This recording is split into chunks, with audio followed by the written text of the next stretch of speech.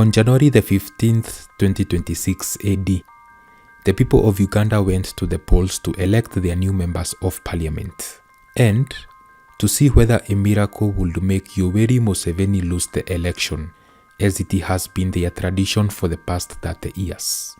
Unsurprisingly, the miracle never came to pass, because 2 days after the election, the Ugandan Electoral Commission once again announced that Yoweri Museveni had been re-elected as president, securing his 7th term in office at the age of 81. Candidate Yoweri kaguta Museveni, having obtained the highest number of votes in the election, and the votes cast in his favor being more than 50% of the valid votes cast at the election, the Commission hereby declares the elected president declares candidate Yoweri kaguta Museveni the duly elected president of the Republic of Uganda at the presidential elections held on the 15th day of January 2026 for the next 5 years.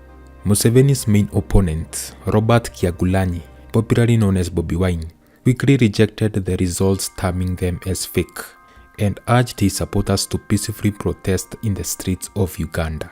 We want to firmly call upon the people of Uganda to reject these fake results that are being read at Ruboa by Mr. Yamakama and his Electoral Commission, and we want to call upon the people of Uganda to non-violently protest and reject any effort to subvert their voice.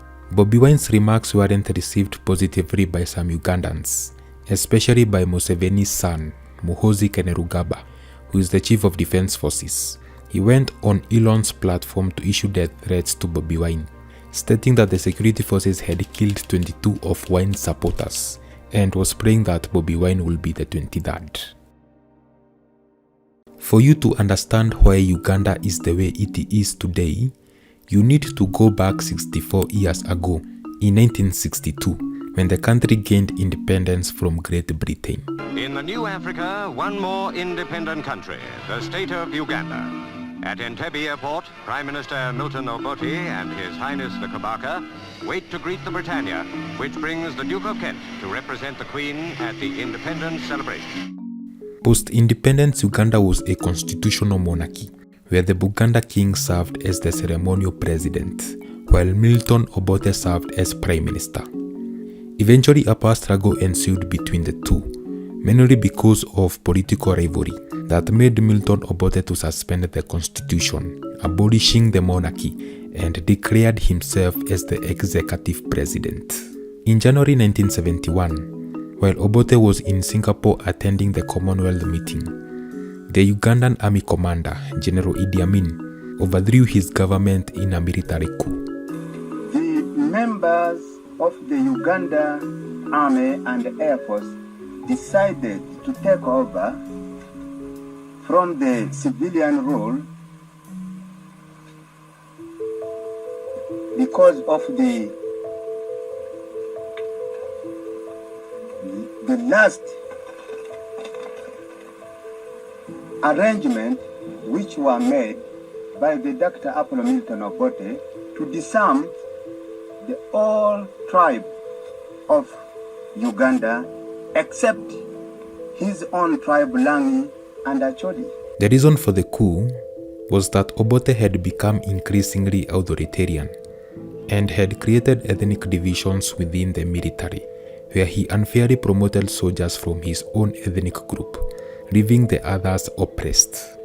But the major reason for his ouster was that Obote was planning to have Amin arrested for the misappropriation of army funds that led to Amin launching the coup while Obote was outside the country so as he could guarantee his own survival. After Amin took over Uganda, what then followed was 8 years of even more brutal dictatorship that was marked by widespread human rights abuses, economic collapse, especially when he evicted the Asian minority community in Uganda, and political repression. Idi Amin's rule ended after he tried to invade Tanzania because of territorial disputes, The Tanzanian army together with Ugandan exiles launched a counter-offensive that eventually led to the capture of Kampala in April 1979, forcing Amin to flee into exile in Saudi Arabia. Amin's overthrow led to the formation of a presidential commission that would oversee Uganda transitioning into a democracy. This led to the general election of 1980.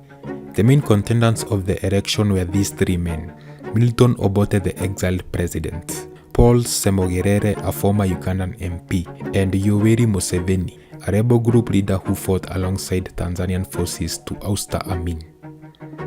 The election was characterized by a lot of irregularities. Milton Obote was eventually declared the winner by the commission, returning him back to power.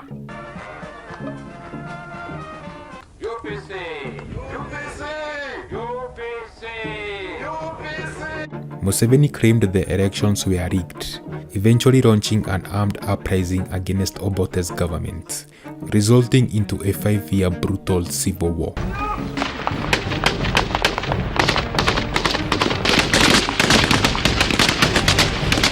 If you have got a government which has closed off all other channels of peaceful change, what else could we do except to surrender, to resign ourselves to slavery, and we couldn't do that. In July 1985, Obote was overthrown in a military coup by a faction of his own army. Museveni took advantage of the enemy's weakness to advance further. By January 1986, the NRA captured Kampala, forcing the Ugandan army to surrender. Museveni seized power and became president, ending the civil war. Kaguta Museveni do solemnly swear that I will well and truly exercise the functions of the high office of the President of the Republic of Uganda, that I will bear true faith and allegiance to the Republic of Uganda, and that I will preserve and defend the Constitution, and that I will do right to all manner of people according to the law established, without fear or favor, affection or ill will, so help me God. Once you get this history of Uganda, you are now able to understand why Uganda will never be a democracy. See, with its history of coups, civil wars, and political instability, Museveni came into power with the vision of a strong man, one who will maintain and consolidate power, at the same time ensuring that the country does not plunge into another civil war.